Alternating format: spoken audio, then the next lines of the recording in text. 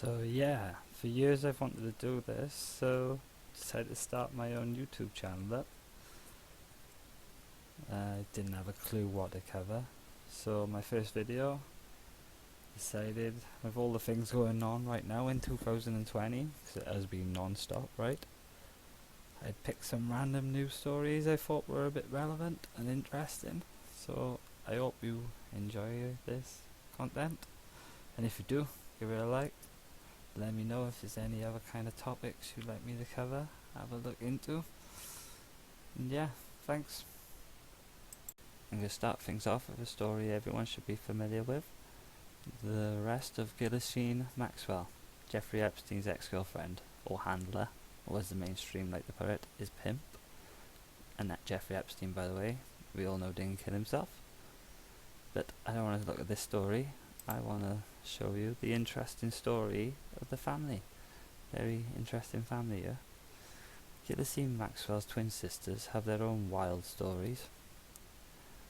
And then it's a bit about her. But I want to look at this. The family patriarch, media mogul Robert Maxwell, built a publishing empire and political career in the United Kingdom, but he died suddenly in 1991 from a supposed fall from his yacht. There is speculation that he was pushed after it was discovered that he had plundered his company's pension funds to cover his debt. Maxwell's sons, Kevin and Ian, who had been working for the father, were caught up in the investigation of his fraud, and since then they've laid low as businessmen. Now 60 and 63 respectively, it is unknown how much contact they have had with Ghislaine, but neither one has made a statement about their publicity for years. So that's the father and sons. They're both a bit dodgy. But yeah, these are the two I find quite interesting. Christine and Isabel had more freedom to strike out on their own after the demise of the Maxwell Empire in the 1980s. They decamped to Silicon Valley, and in 1993 they helped co-fund Magellan, an early search engine. So, the twins then made millions when Magellan was sold to another company, Excite, but then their relationship cooled off between the two of them. Since then, both sisters have remained in the software and technology sphere. So they still talk to each other. After Magellan, Isabel was the president of an Israeli email venture called ComTouch and has continued to work in the country. She has used the title Technology Pioneer of the World Economic Forum in a 2000 interview. She displays a Zuckerbergian enthusiasm for the internet. The wonderful thing about email is not that it is sexist, she said, it's democratizing. So there's some nice words in there. These two are interesting as well. The Maxwell twin husbands have truly bizarre histories, which has led observers to point out that they share Ghislaine's association with a powerful and unconventional men.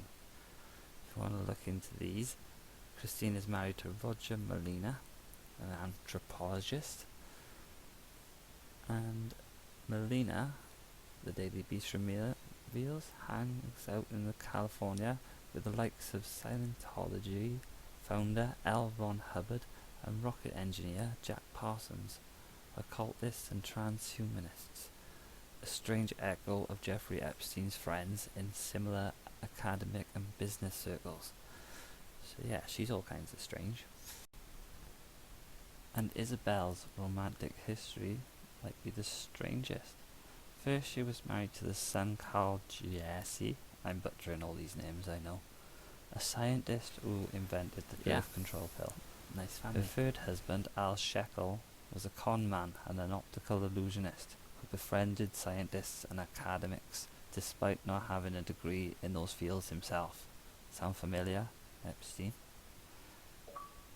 So, yeah, this goes into the family quite a bit. And Shekel hosted a scientific conference on Jeffrey Epstein's private island, where Epstein also allegedly held underage girls. So, if you want to look into this story a bit more, that's on the cut. So yeah, the reason the sisters are quite interesting is because, as this website claims, OYE News, Up to you what you think. Ghislaine Maxwell was an early internet pioneer. In 1993 she launched a Magellan, one of the first search engines on the World Wide Web internet content. Magellan was acquired by competing search engine Excite in 1996 at a considerable profit to the initial investors and a boom to the Maxwell, who began her working career in publishing just like her father. She reinvested in big data search technologies, co-funding a company called Chiliad. Chiliad makes use of on-demand, massive scalable, intelligent mining of structured and unstructured data through the use of natural language search technologies. The firm's software was behind the data search technology used by the FBI's counter-terrorism data warehouse. They made their big breakthrough into government contracting just as Jeffrey Epstein was getting into his first legal trouble in 2008. So yeah, the story here is that Christine helped fund the program that the FBI, the CIA, and the DEA intelligence databases run on. So there's a lot of chances for slipping under the radar if it was needed. So yeah, if you want to have a look at this, big story into it, supposedly via money transactions. Take a look, see what you think, let me know. So while we're on the subject, I thought I'd show you this little mad one. Crazy claim, Ghislaine Maxwell will die from coronavirus in a prison cover-up. Epstein conspiracy theory truthers claim. This is from yesterday. Bizarre truthers believe Ghislaine Maxwell will be killed off in prison within weeks as part of a coronavirus cover-up. They have latched on in a news report which claimed Jeffrey Epstein's so-called pimp had been struck down by the virus, dated from next week. I saw this when it was in rotation. The apparent BBC report is clearly a hoax, clearly, but conspiracy theorists believe it is for real and was actually published early by mistake, because that's never happened before. They claim that the deep state, that's what they like to call them these days, will now use the virus pandemic to cover up the British socialite's murder behind bars. Their warped fears come after a lawyer for the victims of Epstein also said he believes Maxwell will die in prison because she knows too much. So yeah, there's the meme that went around.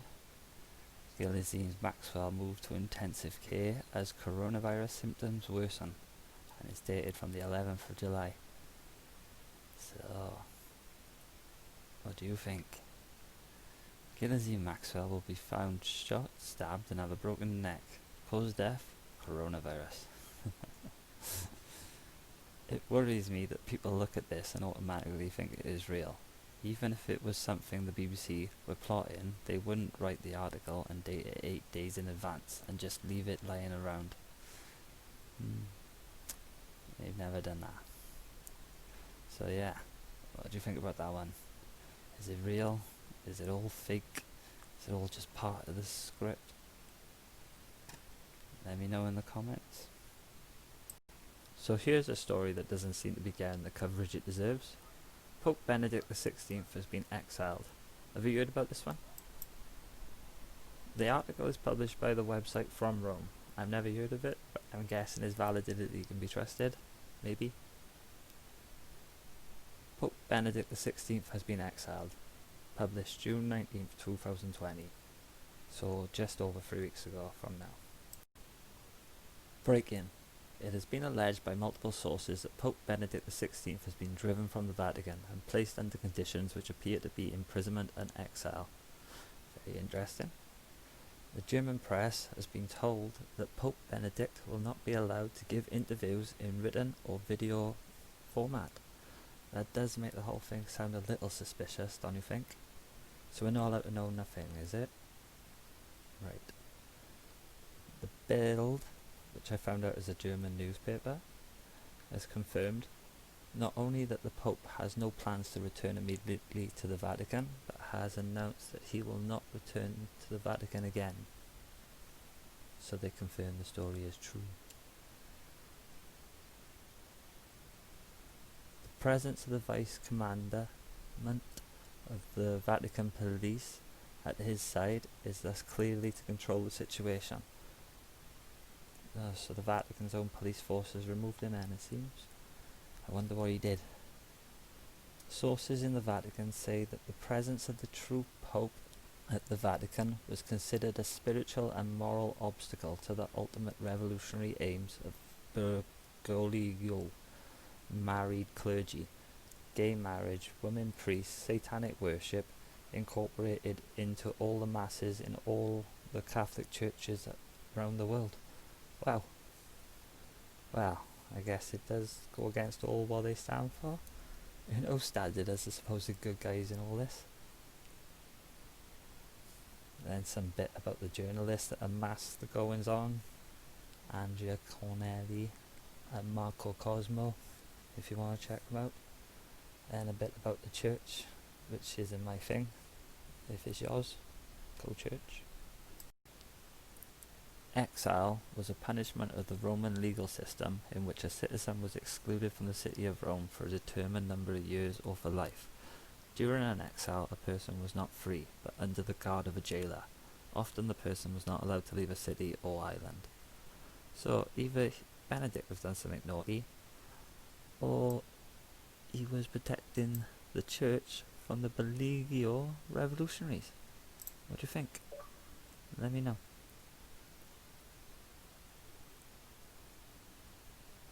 So let's check out the comments, see what they think. Oh dear God, now it begins. Yeah, it's 2020, so nothing is beyond. Does anybody know what is exactly meant with satanic worship in all the holy masses? May God bless you all. It doesn't sound good, but more detail would have been nice, yeah. Pashamama rituals. I'll probably butcher that, but I have no idea what it is. Maybe we can look down there sometime, see what it is. Worshipping of Moloch and other satanic deities, death rituals and other naughty stuff. Yeah, none of that's any good. So yeah, what do you think? Benedict a good guy in this? Is he the bad guy? Or is some cover story? There's something much deeper down the rabbit hole. What do you know? Let me know in the comments. Yeah, so if you made it this far, that was my first video. Thanks for watching, hope you enjoyed. Check a comment down if you think anything about the articles, and if you got any suggestions about where I could go with this channel, what I could do, any articles I could cover in the future. I'm not really sure what to do at the moment, so I might be trying a few things, see what goes. So yeah, thanks for watching, see you next time.